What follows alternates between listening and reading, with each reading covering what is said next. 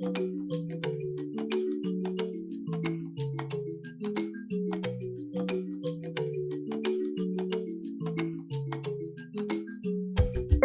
to an all-new edition of The Tape. I'm your host, as always, Kenny Dix. Glad you can join us here on The Tape. Thank you all for watching The Tape this week on this Thursday, January 3rd, 2020. Glad you watching with us. Hey, we are The Tape, the show of pop culture and entertainment moments from the week. All right, first things first, join in the conversation using the hashtag Tape here on Connect. And don't forget to subscribe. If you love The Tape and love this content, hey, subscribe. You know what I'm saying? Subscribe. You know, hey, that's what we do for here. All right, let's get to the big story. The big story this week is, man, we're still reeling the effects of Kobe Bryant, the late NBA great who had passed away this week from a fatal plane helicopter accident, along with his daughter Gianna and 7 others overall. It's kind of sad, but go back to Viral this week that we showed with the life and legacy of Kobe Bryant. If you want a more in-depth look at Kobe Bryant throughout his whole career, his in-depth, how he appealed to the masses and how he became an NBA great and how he gave back. And it's a phenomenal Viral this week. So I suggest, I would recommend you watching that Viral because that was the best produced Viral I ever produced. So, more to Kobe Bryant. But let's get forward to right now with the big story, remembering Kobe Bryant. All right. Let's go to hear about what's the ongoing details on this whole Kobe Bryant incident. Watch this. PSB, with help from the FBI, combing the scene of that deadly helicopter crash that killed NBA superstar Kobe Bryant, his 13-year-old daughter Gianna, and 7 other people. The weather Sunday morning bad enough that police departments did not fly their own helicopters, but Bryant's took off in heavy fog. How thick was that fog? It was thick. Imagine jumping into a pool filled with milk and opening your eyes. Scott Dalen witnessed the crash. You can hear the helicopter and you can't see anything. I can't see anything. Hearing the helicopter, all of a sudden the helicopter's immediately above me. I can hear it, but I can't see it. Tonight, we're learning the identity of the pilot, Ara Zobayan, who, according to the company that trained him, had been flying for 20 years. According to authorities, Bryant's chopper departs Orange County for Thousand Oaks at 9:06 a.m., heading to his daughter's basketball game. At 9:20, the aircraft circles near Burbank in a holding pattern. He's been holding for about 15 minutes. At 9:44, eyewitnesses report hearing a helicopter flying very low.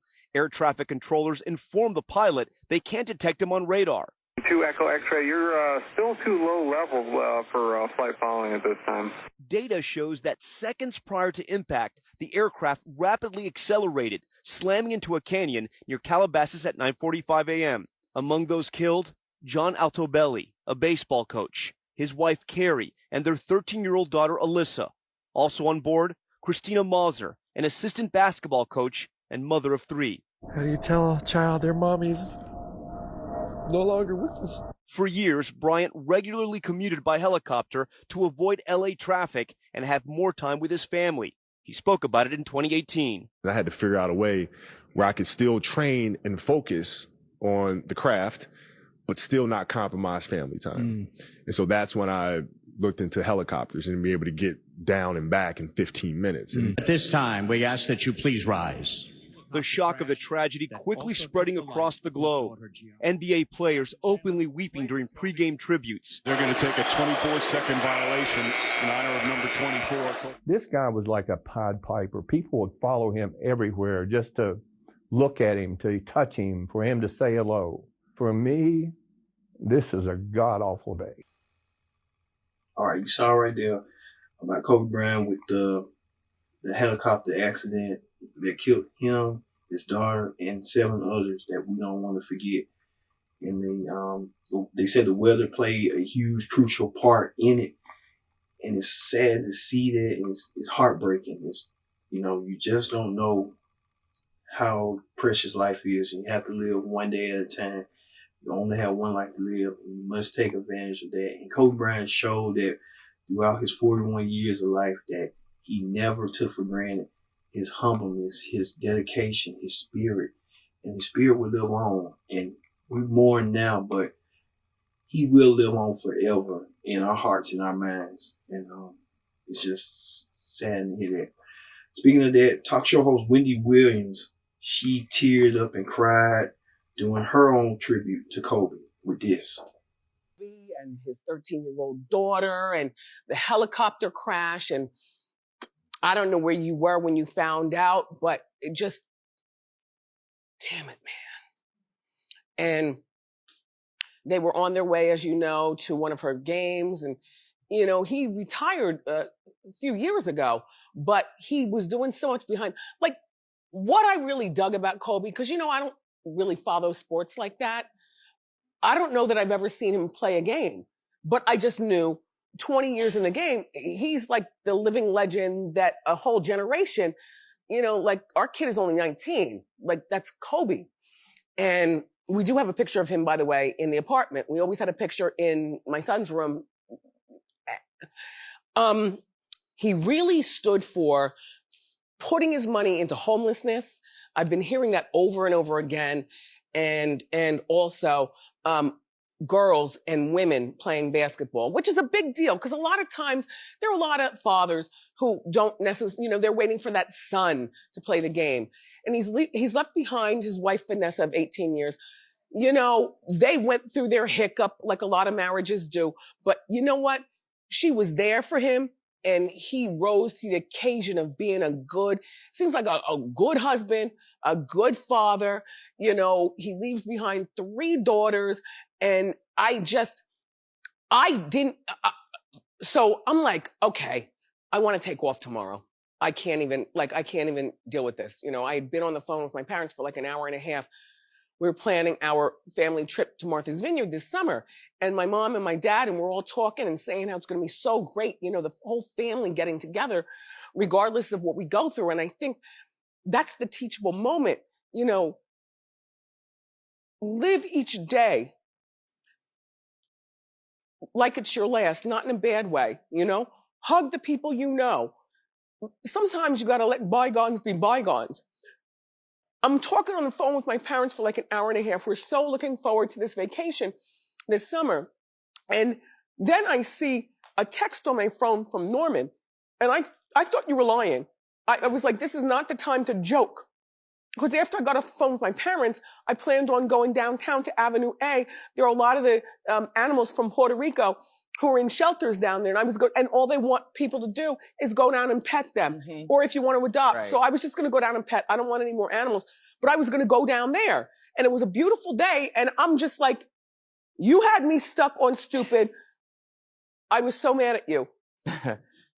I mean, yeah. I mean, none of us could like process it. It just seemed like a joke.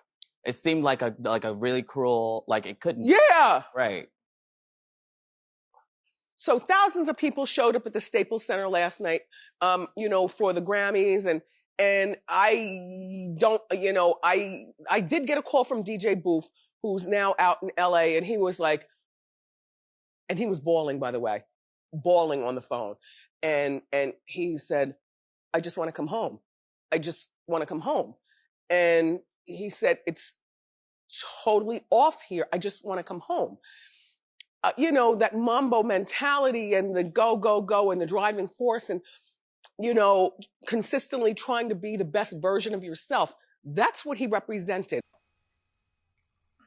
You saw that Wendy Williams reminiscing about Kobe Bryant, how he was larger than life and how he became the myth, the man, the legend. And Wendy Williams' eyesight. Well, Wendy Williams also sat down with Charles Oakley, who played against Kobe Bryant, and he's a fellow NBA great. And they reminisce about Kobe's life, his legacy, and what it meant for Charles to have Kobe in his life. Watch this. Well, sometimes some people just have it. Some people work to get it. I think he worked and got it because once he got traded from Charlotte Bobcats to the Lakers. They hadn't even played one game, though. Right. He didn't even play a game with them. After the first round, got traded. That was when he was like 17, right? He was young. Yeah. straight out of high school. Yeah. So once, the transition, when you go to LA, it's mega superstar, Hall of Fame legends. Right. So when you go there, your mind got to trigger into like, hey, I got to climb this ladder. He climbed that ladder, went all the way to the top. And then, he seemed like outside of basketball, he just seemed like he developed himself into being a really good guy, like a philanthropist, a family man. Yes. All of that. When he was born in I think Italy. Yeah. And his father was playing. Yes, his father played sports, basketball too. So know 4 or 5 different languages. So when he got here, and then you go from high school to pros, I think he was ready in a lot of ways, but he still had to, like when you're doing something, like you can dress, you got to put one thing on the other thing. So he knew how to get there, but it just took him a couple of extra days to get there. I was watching one of the newscasters, and she was talking with his childhood friend from high school, and the friend was saying, that he was very socially awkward because it was all about basketball, basketball. And he was, born in Italy and spoke, the German and the French and, the Italian. But when he went to Upper Marion High School, that he wasn't the most social guy because he was socially awkward. Like it was all about going to the gym, running the ball, making it happen. And then I watched something else where, one of his friends was saying he understood sometimes to be great, you've got to sacrifice something. And so I think maybe part of his sacrifice was, he wasn't the guy at the guy and, he didn't have a lot of friends like that. Well, sometimes, some people stay away from it because sometimes friends can bring you down. Tell me about it, Oak. And so with his mindset, man, if you watch him through his career, he wasn't gonna let nobody bring him down. Yeah. He kept his people here, kept him here, and he did what he had to do. The times I see him out, just a professional, you hear so many stories about Kobe. They fly in town, the team playing late at 9 o'clock at night. He at the gym at 11 o'clock, working on his craft. See, I'd be guys like that, it's like Michael Jordan or LeBron James. Yeah. When you hear these stories, and then you look back at their career, you see the hardware. Yeah. They got championship. They made people better. Like I said, Kobe Bryant legacy will live on forever, and it made an indelible impact in everybody's life. I could recall remembering Kobe Bryant when he was, I'd say, around the early 99, 2000s, in that stage. Like I knew he was a player. I knew he was young. I knew that. I knew he was in commercials. I knew he was in TV shows. I knew vaguely he was in Sister, and he was in Moesha. So I knew he was dating Brandon for that period of time. And that's when I kind of saw who Kobe Bryant was. I followed him then throughout now. And he spent 20 years in the LA Lakers. That's phenomenal. But his legacy will live on. So, all right. Even the morning talk shows even paid tribute to Kobe Bryant's exorcist and his greatness on what he did on the court and off the court with this. Playing for the Lakers all those years, 5 championships. Tell us, what was it like sharing the court with Kobe? Well, first I want to send my thoughts and my heart, my family's heart, to Vanessa and the girls and their family, the families of the passengers, and such a heartbreaking day yesterday. Sharing the court, a workspace, a life for 13 years with Kobe was a gift. It was a blessing to be able to watch someone on a daily basis strive to be the best at what they do, to be the best in the world at what they do. That's who he was and always will be to me. And that example is hard to explain to others, to be able to see that on a daily basis. And my heart just hurts for his family and for the fact that he's no longer with us. We shared with him. You were there through thick and thin. What was he like off the court that you want people to know? Well, I think there are, as with all humans, there are different versions of us as we grow and evolve. And to be with Kobe from his rookie year in 1996 to the Kobe in 2004 to the Kobe in 2010, his evolution as a husband and as a father, and as a man that wanted to impact the community beyond basketball, to think about what he has been committing himself to in terms of young girls and women in the sport of basketball. That's what I want people to remember. I want us to continue to push for what he was most recently striving for, in terms of equity and opportunity for young girls, for girls like his daughters that are still with us, for girls like my daughters, for women to come. He didn't just talk about those things, he lived it. Very similar to what he did on the court. He didn't talk about being great, he worked at it every day. Okay, you guys are rivals on the court, but you and so many, you said you had great respect for him. Tell us about that respect. Well, looking back at Kobe in 1996, I was in the prime of my career and had an opportunity to watch a young man's career for 20 years, to watch him blossom season after season, to rise to the top, to be able to take the torch and really carry our league for 20 years. And, Kobe was a special player because we watched him come out of high school as a very raw, charismatic player. And he developed into, in my eye, one of the greatest players that I've ever watched on a basketball court. He had it from his style on the court as well as off the court.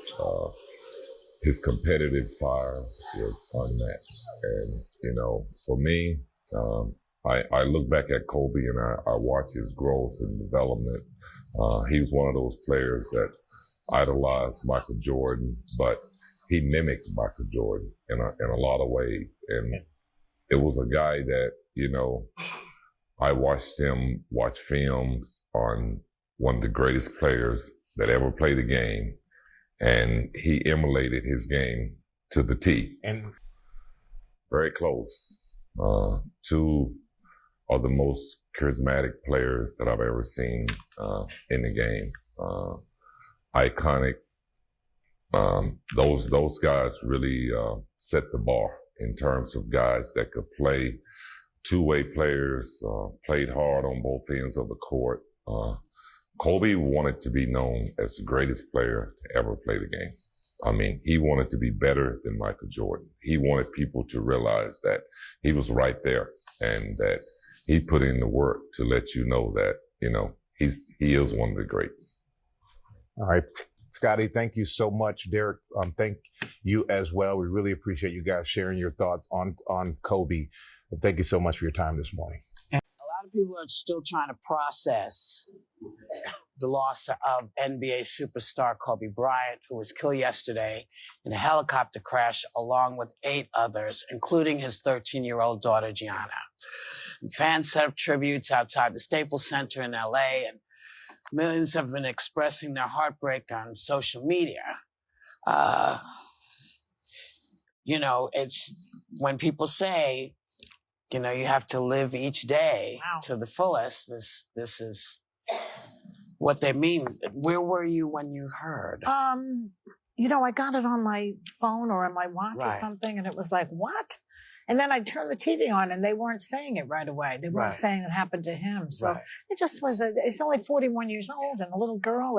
There were other kids on the plane. It's just a terrible thing.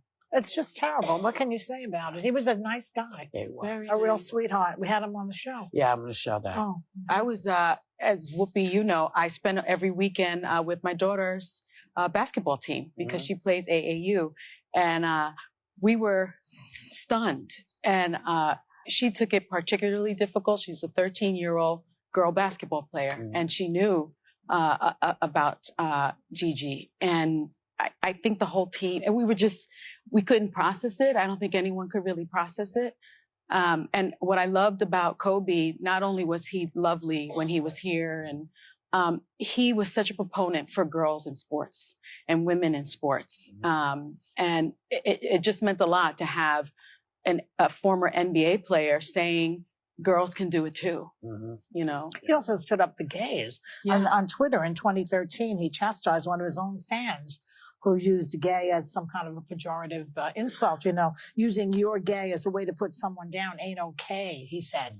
Which is, you know, he was on the right side of the issues. It's a big loss. Yeah, I mean, he's an American icon, obviously, and that what has been getting me in particular is all the videos of what an incredible basketball player his daughter was. And there's one clip in particular of them talking, and he's giving her pointers about a basketball game, and she answers, and he smiles because she's clearly answering it correctly. She was obviously a child prodigy, or just by osmosis got the talent ushered from her dad, and it just seems like a particular tragedy. I saw an interview with Jimmy Kimmel where someone said to him, "You need to have a son to take on your legacy," and he's like, "She's got it." So it's particularly tragic in a lot of different ways. And I just, you know, his wife Vanessa, my God, let's just pray for her and her family. I can't even fathom what she's going through right now. Well, I have to tell you, my grandson, who was born with a basketball in his hand, fell madly in love with Kobe when he was 2. And so that was always his dude. And when he met him the first time, he would not speak to him. He wouldn't look at him. He wouldn't speak to him. He just was. And we said, what you wanted to be? He said, no. So, you know, he didn't start talking to him till he was 4 or 5. And so he's been part of my family, you know, for a very long time. And, you know, he was here, as we said, on The View in 2018. And he was surprising 2 brothers named Bryson and Brock, who were raising money for an epilepsy charity called Jack's Helping Hand by auctioning off signed sports memorabilia. Take a look.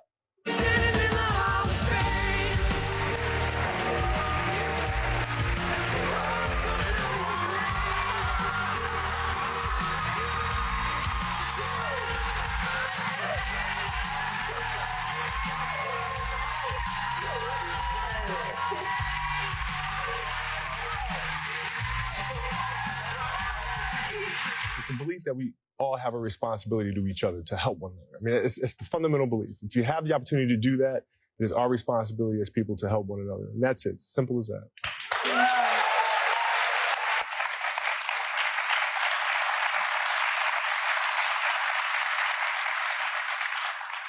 There's no way to talk about it except to say that our hearts are with the families of all the folks who lost loved ones in that accident, you know.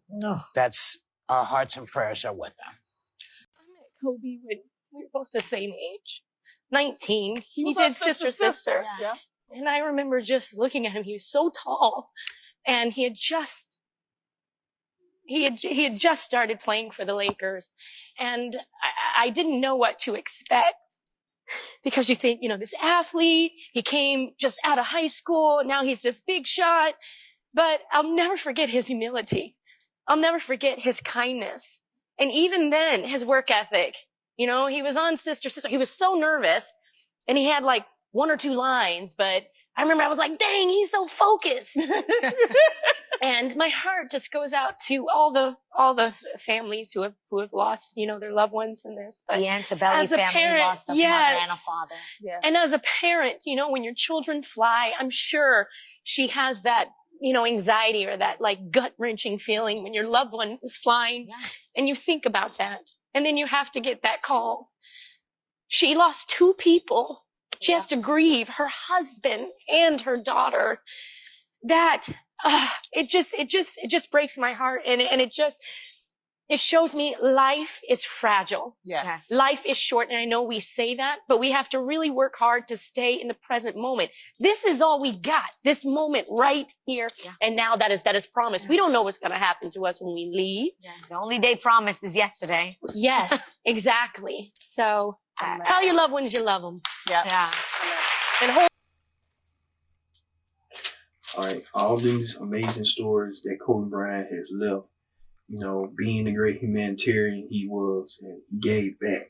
You know, he wanted to give back to women's sports because he knew that his second daughter, who just recently passed, wanted to be a basketball player, and she was going to carry that mantle of the past going through as Kobe's successor in the family. And it's sad you ain't gonna be able to see that, but you know, it's heart wrenching to hear that. But he will live on, and I like the story that resonated with me was Tamara Mowry recalls the time when Kobe visited and acted on Sister Sister, and Kobe was more ready than determined, and she said, you know, hey, it was that, but you can tell Kobe Bryant will live on. You know, his name will not live in vain. He will indeed live on as the great superstar he was, one of the all-time greats. And we'll have a little bit more on Kobe a little bit later on the show. All right, we move over from that to on celebrity news this week. The Grammy Awards was held this past weekend, let's say in Los Angeles, where it was music's biggest night and on the best of the best in music, even with the fashions. As you see right here, you see Lizzo, you see Cardi B with her husband Offset, you see Billie Eilish, you see some lady wearing some Trump sign, really lady, really. But Lizzo and Billie Eilish was one of the top winners of the night, which congratulations on order to both women and stuff. Even Chris Brown showed up with his daughter, walked on the red carpet with his daughter, Royalty, and you can see right here his hair color, red and blue. Now that makes me think and wonder, like, what is he trying to prove? And you can tell, look at this right here. Chris Brown hair looks like a blast off. You know what I mean? A blast off, like the ice cream blast off, like this. Yeah, you know, those little served with popsicles and stuff. I guess Chris Brown's going to be his new low image going to be he's a blast off. All right.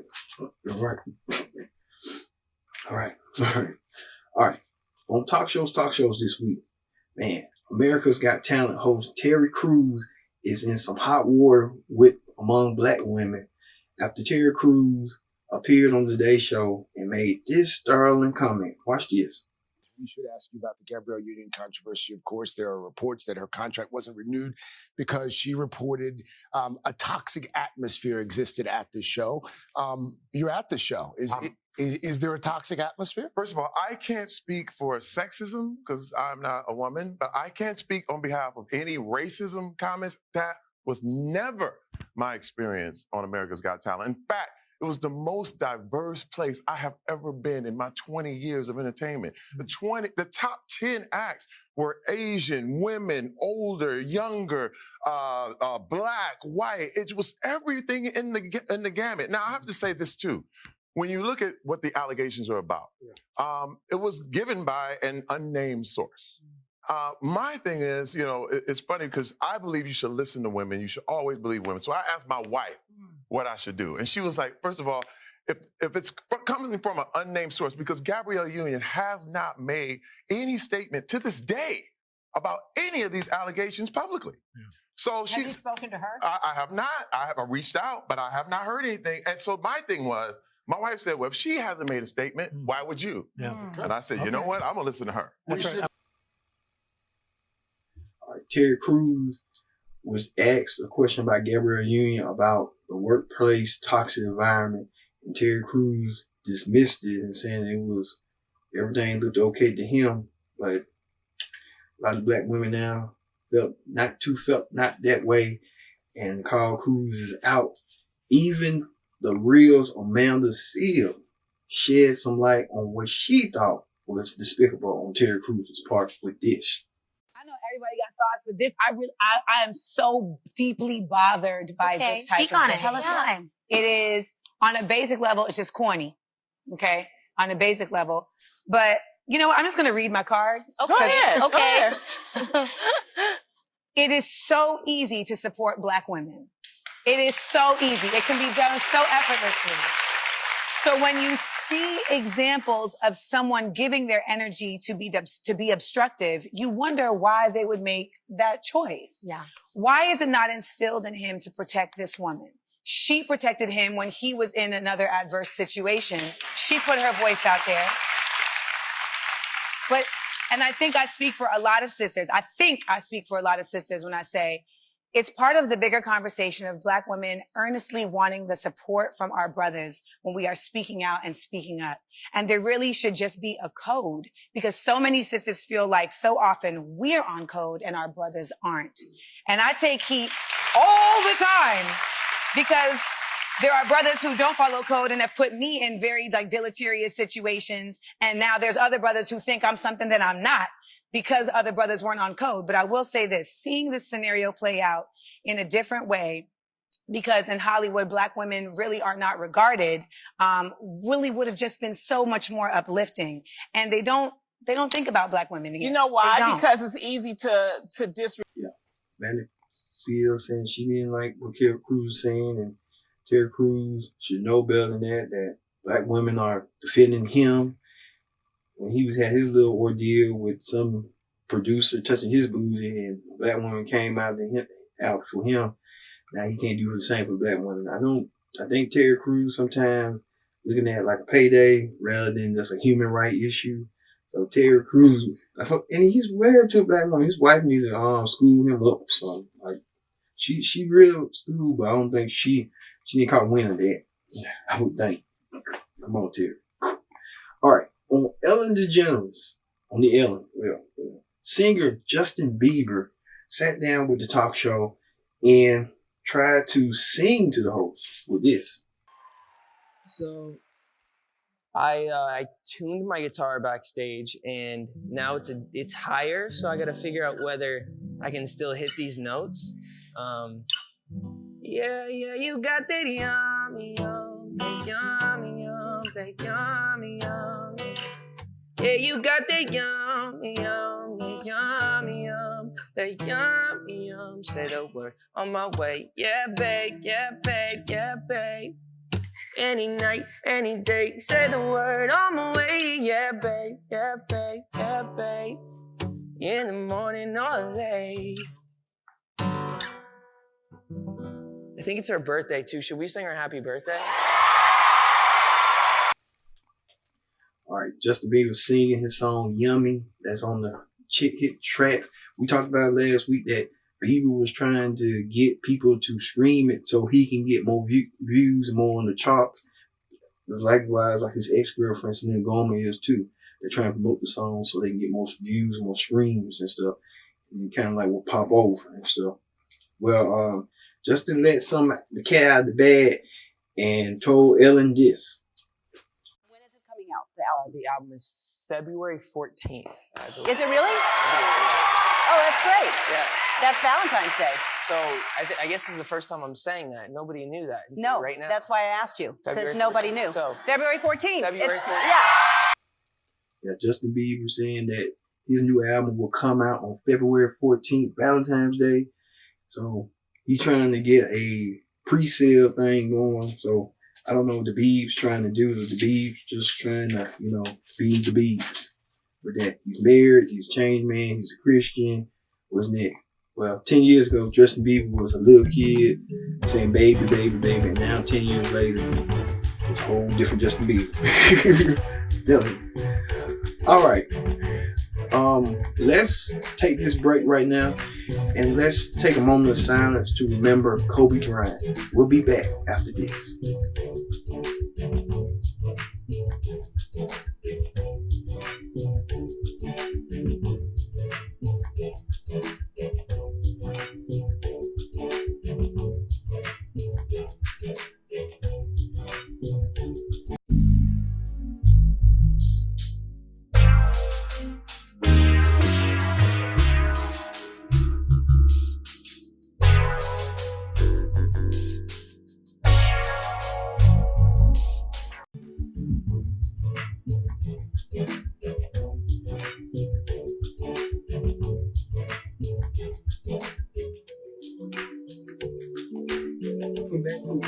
I'm your host as always, KG's here.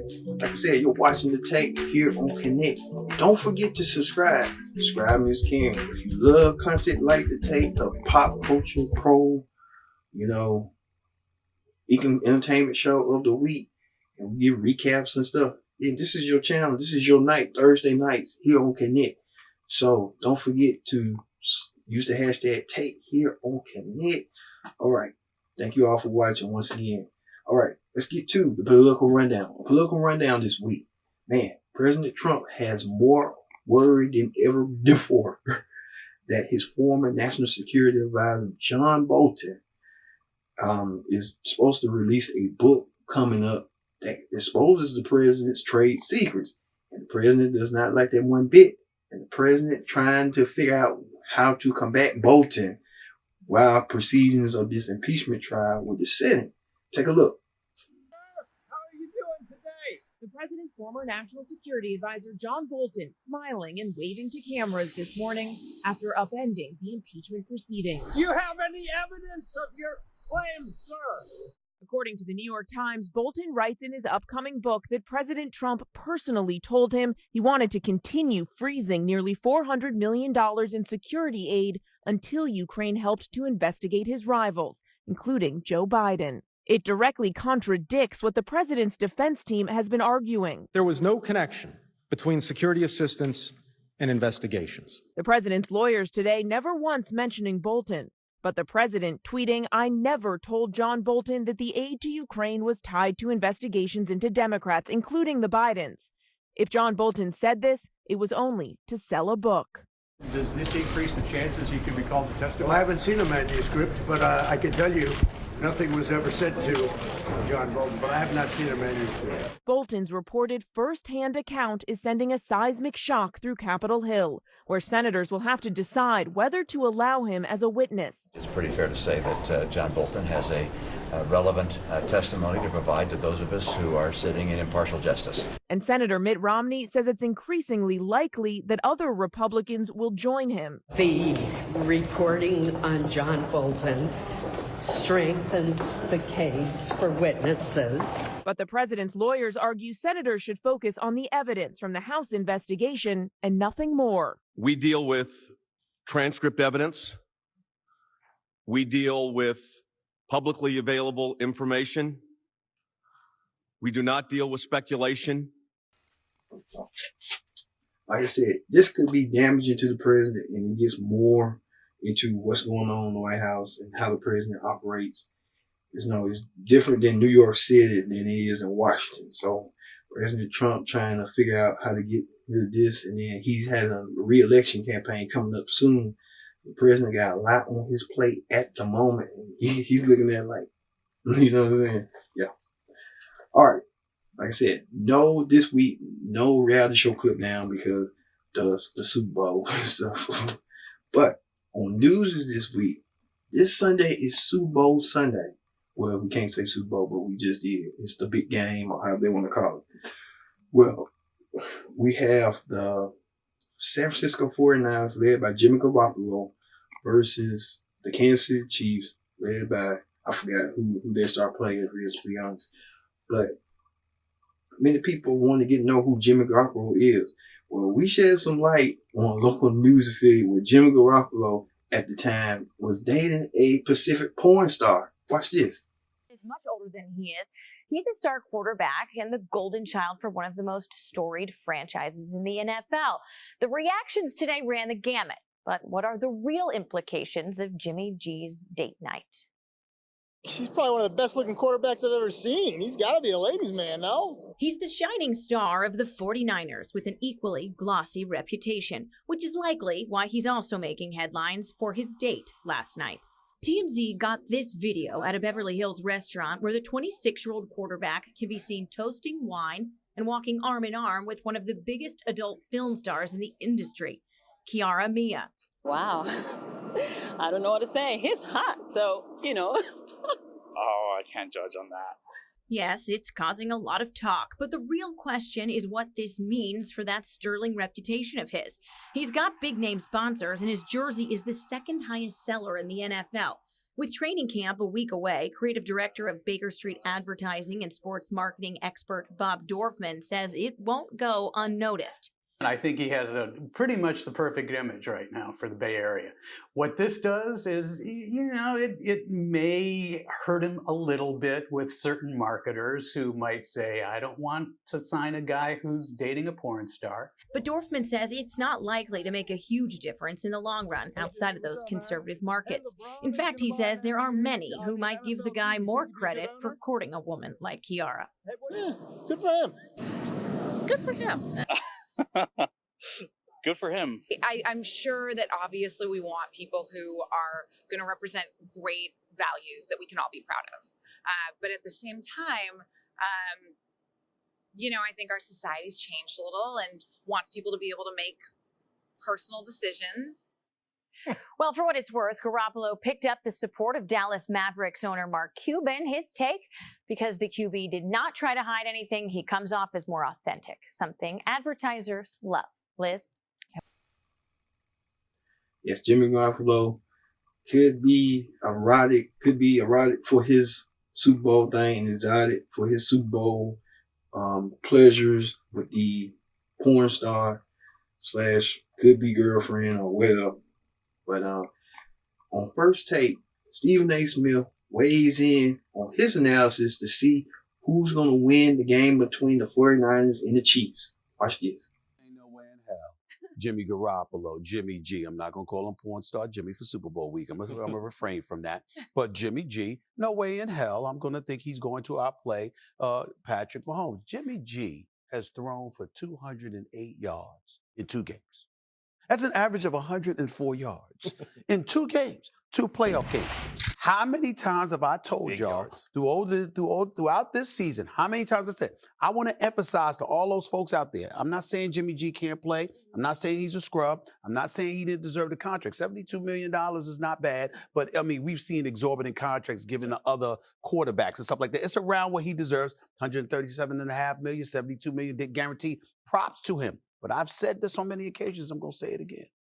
There are 4 levels you get to with San Francisco before you even think about their starting quarterback. It was like the Giants when Eli won. Wait a minute. You thinking about their defensive line, led by Nick Bosa.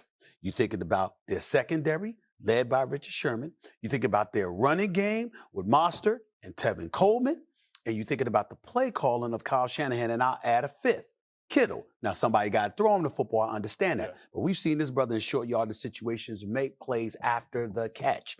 And so for me, when you have the multitude of levels that you even think about before thinking about the star quarterback, and then we going to sit up there and juxtapose that to this dude, Patrick Mahomes, a superstar, the reigning league MVP, a brother that is clearly proven that he looks to be a winner. His first year as a full-time quarterback, he gets to the AFC Championship game. The second year, a Super Bowl appearance. And I'm supposed to think that Jimmy G can do what he did? Hell no. I don't believe it. And I got to see it to believe it. And I ain't going to see that. All right, like I said, Stephen A. doesn't think Jimmy Garoppolo has it. He's just there for rock star appeal. That's like he thinks everybody is, but we'll see with big game. And then also, in addition, that the sales ads that Fox released, like a 30-second commercial for a Super Bowl will be up to $3 to $5 million per 30 seconds. Man, I wish I could, whoever, those little agencies that do them commercials and stuff, there's no Budweiser gonna be in it. You know, somebody from the computer industry. We heard rumors and reports that the Real Housewives of New Jersey stars Teresa and Carolyn will be in a Super Bowl commercial. So it's gonna be a lot of people banking on something to get their names out and get some more eyeballs into their product. And what place to have on broadcast TV on Fox to get more eyeballs. That's why WWE smart. That's what I'm telling you right now. That's why they're smart. That's why. All right. And finally, the viral video of the week. The viral video of the week is none other than the late, great Kobe Bryant. Let's look at highlights of Kobe's phenomenal wins. Watch this. I've always said that I wanted to be remembered as a player that didn't waste a moment, didn't waste a day, I felt extremely blessed by the God-given talent. But at the same time, I didn't take it for granted at all. Hopefully the players that are now and players that will come later choose to embody as well. All right, right there. This speaks for itself. Kobe Bryant, 41 years, he made a phenomenal impact. And he did so by doing an out touch to the community. And you will never know what could have been. But he left an impact that we will never forget. And we must continue the work that he would want. So, like I said, if you people want to donate or want to, to the Kobe Bryant, Vanessa Bryant Family Fund, it's right here. That would be so important to that legacy, and that legacy will live on forever. And they also talking about the NBA wants to do a petition on change.com. The change.com people want to do a petition to make the NBA change its logo and put Kobe Bryant, incorporate him in the logo. That would be a phenomenal way for his legacy, that he will live on with the NBA, and you'll always remember him. And you will never forget that indomitable spirit. Yeah. All right. Thank you all once again for watching this week's edition of The Tape. We'll see you next time. Rest in peace.